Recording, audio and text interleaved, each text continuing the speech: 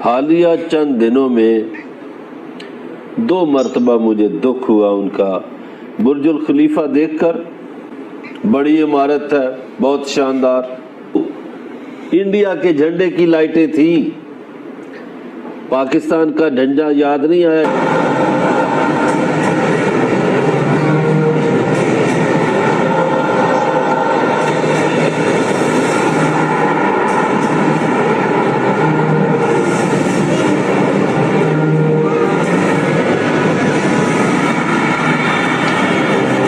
आज तरक्की कर रहा है तो उसकी सिर्फ एक ही वजह है कि वो अपने मुल्क के साथ मुखलिस है। शर्म का मकाम है। अरब मुल्कों में आम स्टोरों में बुत बिकते हैं, मूर्तियां बिकती हैं। ये कैसे मुसलमान है? बराए नाम नो की हद तक। और वैसे वो नाम तो उन्हें अच्छे ही नहीं लगते जो नबी के घराने के नाम थे। जी तो जनाब, एक एक करके भारत जो है वो तमाम जो मुसलमान ममालिक हैं उनको अपनी तरफ ले गया, और पाकिस्तान जो है वो लड़ रहा है, झगड़ रहे हैं और समझता है कि शायद मुसलमानों के पास या तो तेल है वो हमें चाहिए, और या फिर यह है कि वो मुसलमान हमारे जो है वो कश्मीर में मत करें। शर्म आनी चाहिए अरबों को। क्यों शर्म आनी चाहिए? महज दौलत की खातिर, महज मफादात की खातिर, चंद यूएई वाले ने इंडिया से वैसे ही जेलस होने का कोई फायदा नहीं है आपको। इंडिया हर जगह पे आपसे आगे है, ये चीज़ को मानना पड़ेगा। ये एक अटल हकीकत है, बेशक कड़वी है लेकिन ये एक अटल हकीकत है। इंडिया से सीखें कि कैसे उनकी वो इकॉनमी बेहतर आ रही है। हमारे इधर हर दूसरा बच्चा चाहता है कि आउट ऑफ कंट्री जाएं, यूरोप जाएं, ऑस्ट्रेलिया जाएं। इंडिया के अंदर उनको मौके दिए जा रहे हैं कि वो इंडिया में अपना फ्यूचर बनाएं, इसकी बजाय कि वो बाहर जाने के ख्वाहिशमंद।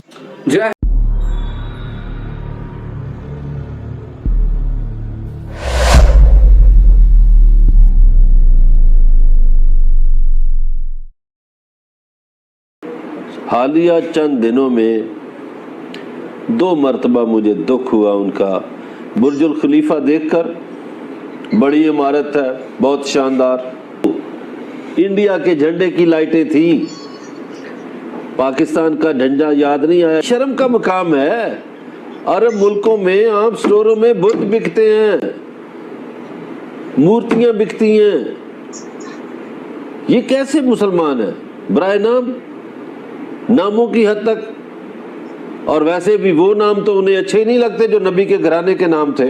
अब तो मंदिर शंदर भी शुरू हो गए हैं और भी बहुत सारे मामलात हैं। तो मैं तो समझता हूँ कि अली रजा अलवी साहब कल को ये क्या मुंह दिखाएंगे रसूल पाक सल्लल्लाहु अलैहि वसल्लम को? अरब तो गुलाम नजर आए। अब देखिए रसूल पाक सल्लल्लाहु अलैहि वसल्लम को इन्होंने क्या चेहरा दिखाना है। रसूल पाक सल्लल्लाहु अलैहि वसल्लम ने काबे को बुतों से पाक किया, अरब के खित्ते को बुतों से पाक किया, और ये वहाँ मंदिर बनाते फिर रहे हैं, ये वहाँ मूर्तियाँ रख रहे हैं। अच्छा, वहाँ की छोड़े, मुझे एक और बात बता दें। सबसे खतरनाक हिंदू मोदी को बहुत बड़ा अवार्ड देते हैं। हो या फिर दूसरे मैदान, हमारा हमसाया मुल्क भारत हर फील्ड में ना सिर्फ आगे बढ़ रहा है बल्कि जीत भी रहा है। आपको क्या लगता है, क्या हमें इंडिया से सीखने की ज़रूरत है?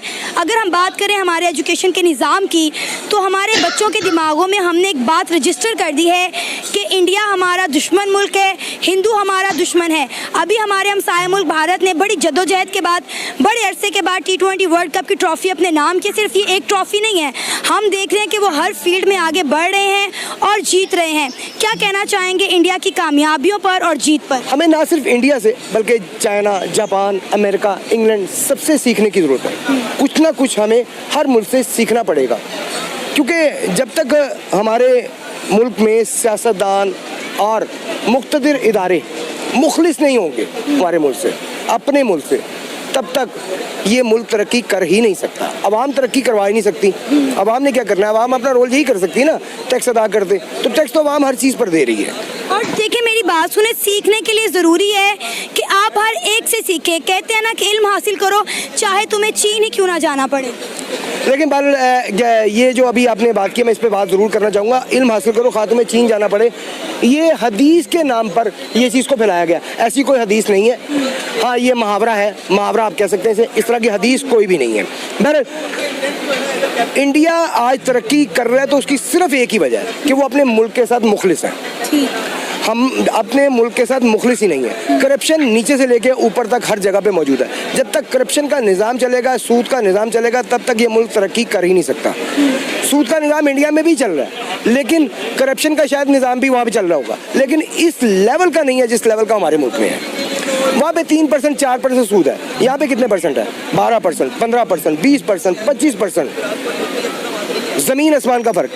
जब तक हम मुखलिस नहीं होते तब तक ये मुल्क तरक्की कर ही नहीं सकता। इंडिया से वैसे ही जेलस होने का कोई फ़ायदा नहीं है आपको। इंडिया हर जगह पे आपसे आगे है, ये चीज़ को मानना पड़ेगा। ये एक अटल हकीकत है, बेशक कड़वी है, लेकिन ये एक अटल हकीकत है। हमें तरक्की के लिए सबसे पहले मुखलिस होना पड़ेगा अपने मुल्क के साथ। जब तक हम मुखलिस नहीं होंगे, स्टेबल नहीं होगी यहाँ की सियासत, तब तक कोई भी बाहर से इन्वेस्टमेंट नहीं करेगा। जब बाहर से इन्वेस्टमेंट नहीं आएगी, पाकिस्तान तरक्की नहीं कर सकता। इन्वेस्टमेंट तो हो ही नहीं रही ना। आप देखें कि इन्वेस्टर्स को पाकिस्तान के ऊपर ट्रस्ट ही नहीं है। बड़े से बड़ा इन्वेस्टर इंडिया में जाकर बैठकर इन्वेस्टमेंट करने को तैयार है, लेकिन पाकिस्तान में आने से डरता है क्योंकि उन्हें ट्रस्ट इश्यूज है। पाकिस्तान में कितना इन्वेस्टर आया और उसके बाद भाग गया।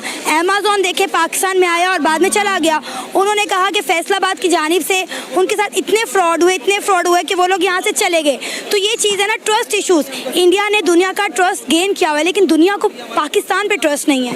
मैं आपसे यही बात कर रहा था, सबसे पहले यहाँ पे सियासत स्टेबल नहीं है। जब तक सियासत स्टेबल नहीं होगी, कोई भी आप पे ट्रस्ट करने को तैयार नहीं है। पाकिस्तान की अगर बात करें, सोशल मीडिया हो या मीडिया हो, पाकिस्तान को क्रिटिसाइज करते नजर आते हैं। आगे से मेरे जैसा एक स्टूडेंट अगर आपसे ये क्वेश्चन कर दे कि पाकिस्तान में कौन सी चीज़ ऐसी बेहतर हो रही है जिसको हम लेके तारीफ करें, तो फिर आप क्या जवाब देंगे? और इंडिया वालों के पास तो 100 चीज़ें हैं। वो कह देंगे कि भाई अगर हम तारीफ कर रहे हैं अपनी इकॉनमी की, तारीफ कर रहे हैं अपनी डेमोक्रेसी की, कर रहे हैं कि वहाँ पे जो सा डिरेल नहीं होती, डेमोक्रेसी चलती रहती है। तारीफ कर रहे हैं तो अपनी क्रिकेट की कर रहे हैं कि उनकी क्रिकेट देखें, आप वर्ल्ड कप जीत गए। हम कौन सी चीज़ मतलब को नेगेटिव की बजाय पॉजिटिव दिखाना चाहें भी तो क्या दिखाएं?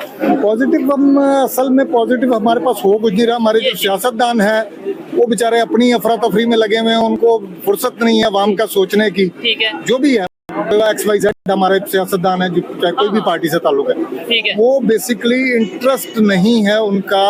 अब आज मैंने एक अपना देखा फेसबुक पे कि जी इतने परसेंट 165% जो है वो ब्यूरोक्रेसी ले जाते हैं, तनख्वाहें जो बड़ी है, ये ज्यादा फायदा उन्हीं को दे रहा है। ठीक है, अवाम को क्या फायदा, एक मजदूर को क्या फायदा उसका तनख्वाह बढ़ाने का? आपको मजदूर को क्या फायदा? उसको दिहाड़ी, उसकी दिहाड़ी भी बेचारे की नहीं बढ़ती। ठीक हो गया। दूसरा ढेर लगा हुआ है। जो एक गाड़ी में आज देखी है मैंने जी, वो गाजी रोड के ऊपर खड़े ठीक है, जो विजिट हमारा एक सर्वे करते हैं ना, उसमें एक गाड़ी आगे रुकी है तो मेरा ख्याल 15 से 20 मजदूर जो हैं वो उस गाड़ी के इर्द गिर्द, क्योंकि बेरोजगारी है। अच्छा, आप क्रिकेट के हवाले से बात करते हैं। डेफिनेटली अगर आप क्रिकेट मैच उस तरीके से नहीं देखते, आपको प्लेयर्स के नाम का नहीं पता होगा, लेकिन ये तो पता होगा इंडिया वर्ल्ड कप जीत गया और पाकिस्तान नहीं परफॉर्म कर पाया। रीजन क्या है? और अफगानिस्तान में खास तौर पर जो बड़ा टॉपिक है, अफगानिस्तान में सेलिब्रेशन की जा रही है इंडिया के जीतने। सर बात ये है कि हमारे पास जो है वो मेरी जाती सोच है, मैं किसी का नहीं कहता। हाँ, ठीक है। मेरी जाती सोच ये है कि हम लोग बेसिकली जुए की उसमें आ गए हैं। ठीक है, बैटिंग करते हैं। उसमें हमें जो फायदा मिलता है ना फर्द को, क्रिकेटर को, एक फर्द को, हाँ, जो अच्छा प्लेयर है उसको बेसिकली रोक दिया जाता है। ठीक है, हाई लेवल पे उसको प्रमोट किया जाता है। ठीक है, वो उस परफॉर्मेंस जो दिखाना चाहता है वो नहीं दिखा सकता। ठीक हो गया। अच्छा सर, आप क्या कहना चाहेंगे जो खास तौर पे जैसे अफगानिस्तान में इंडिया के जीत का जश्न मनाया जा रहा है, सेलिब्रेशन की जा रही है, क्या तो और उधर नारा लग रहा है इंडिया और अफगान बाई बाई? अच्छा, फर्स्ट ऑफ ऑल तो मैं आपको एक चीज़ बताता हूँ। जैसे कि अभी आपने शेख साहब से सवाल किया है कि हम अमेरिका से भी हार गए। बेसिकली ताकतवर और जो कमजोर बंदा उसका जो मुकाबला नहीं होता, उसमें पहले डिसाइड होता है किसने जीतना है किसने हारना है।